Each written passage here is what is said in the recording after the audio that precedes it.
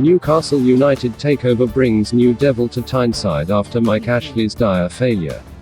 Newcastle United's £300 million plus takeover has been completed at long last, meaning the end of Mike Ashley's dismal tenure and the arrival of Saudi Arabia on Tyneside.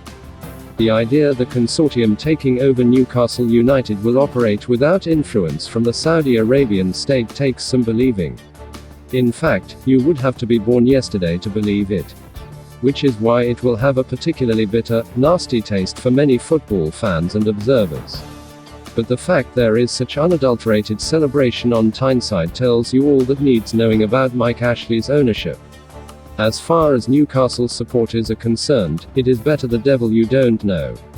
Any devil, apart from him. Anyone but Ashley. Mike Ashley's reign at Newcastle is over.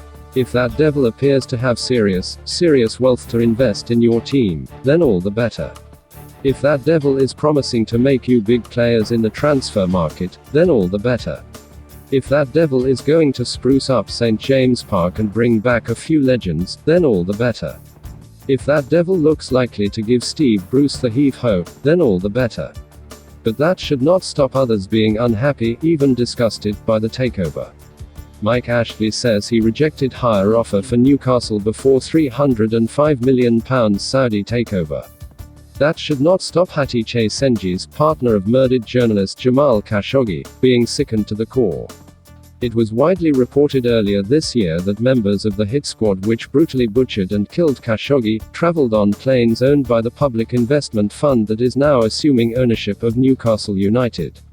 No problem getting to Southampton away, then.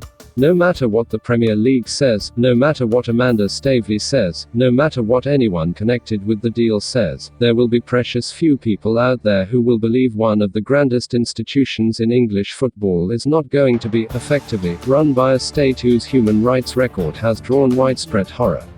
And that includes Newcastle United fans. But what does that say about the 14 years of Ashley?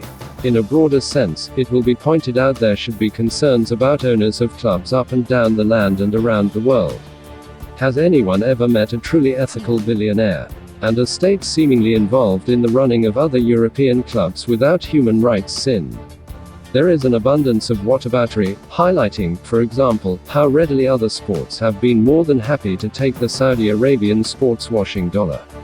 Boxing and golf, to name but two. And if the United Kingdom is prepared to do business with the Saudis, why shouldn't football? Etc., etc., etc. Also, the Premier League insists there is a legally binding document that the new owners have signed which outlaws any state involvement. Fine, but the fact is Newcastle United is being taken over by a consortium that has, at the very least, strong links with a regime that is accused of human rights abuses, amongst other crimes. It is also a fact that, for a Newcastle United fan, if there is any grappling to be done with a moral conscience, there is only one outcome. Better the devil you don't know.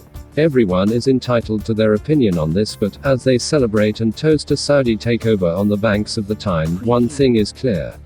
For all of us who have no emotional involvement in a great club, we truly don't know just how bad it has been. Don't forget to like and subscribe to the channel for up-to-date news from all around the globe. Thanks for watching, it was latest football news daily, have a nice one, and see you in a bit.